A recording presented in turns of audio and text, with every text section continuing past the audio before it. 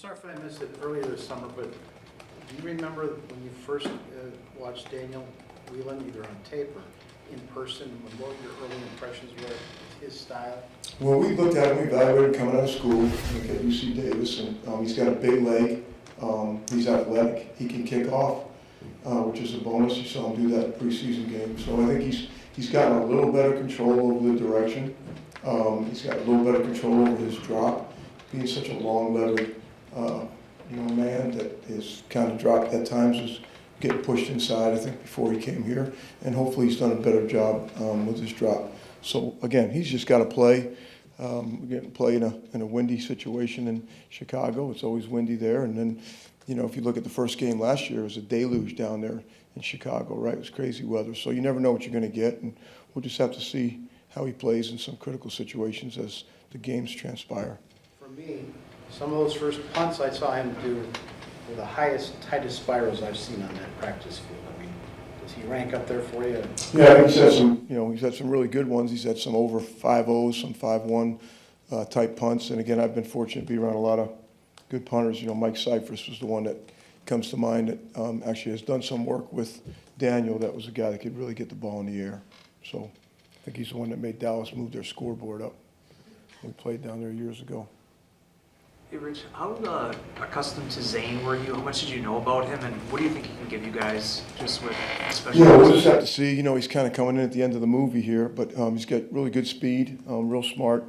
He's played a bunch kind of up and down when he was in Kansas City is where we kind of saw him a bunch the most, but he's done a good job in practice to this point. We'll have to see how it works out with the game day roster, but he can run. Going back to Whelan punting in Chicago, when you have a young guy like him and Anders, can you prepare them for that sort of wind, or is it something they just have to kind of work through and figure out? Yeah, great question. Fortunately for us, it's really windy here. And so I think we've had some days where we've tried to, I think Anders early in preseason training camp, we tried to kick into the wind. I don't think we made 2 out of 6 that one day or something like that. So I think that the wind is really always the problematic issue for guys, and they get out there early. We've had it here in Lambeau. I think Anders did a good job last time we played here, getting a feel for the wind in the one end zone and compared to the other. So hopefully we'll get down there, we'll get out early and see what the wind is like and see if we can conquer it as the game goes on. Rich, have the new kickoff rules with the fair catch affected how you coach Keyshawn in that at all? I know he loves to say that he doesn't know what a fair catch is, but have you had any success getting through to him on maybe some coaching points you want to make there? I hope so, or he won't be back there. But, no, I think we're going to, depending on, again, I think we talked about it earlier, the situation. Where are we in the game? How much time is on the clock? Is it before the half? Is it towards the end of the game? Are we ahead? Are we behind? Are they kicking it in the corner? Is it short?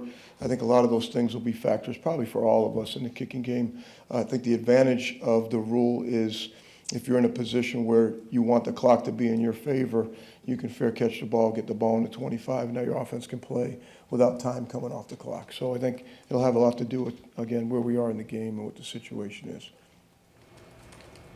Rich, in those preseason games, we're all charting your coverage units and your blocking units and trying to figure out how that might affect the 53. And then you have some guys that I guess I thought were kind of core guys for you that then aren't on them now. So where are you kind of at in figuring out just the best groups you have? I'm not asking who they are, but is that still a process that's even going on this week? Yeah, we're always trying to rep it too deep, but obviously the team is different going into opening week than it is in preseason with guys that were kept or moved on or on practice squad and those sort of things. So you're always trying to evaluate the health of your team as we get through the week and who's available, actually for game day. So I think we do a good job of repping a bunch of different players in different spots, and it's always a wait and see type deal for opening day.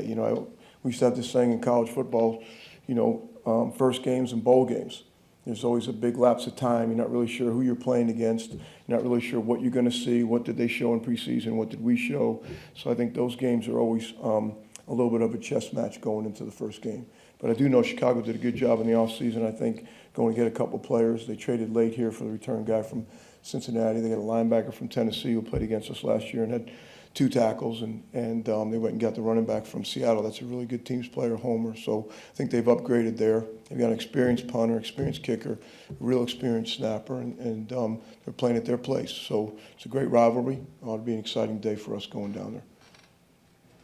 Rich, with the 2 rookie kickers, how important is it to have a guy with experience like Matt Korzik snapping the ball to them? And was that a factor in your coming to this conclusion? Yeah, again, I've been through all of it. I've been through rookie snapper, kicker, and punter all in the same year and those things. So I think Matt's really done a good job of being a steadying force throughout training camp.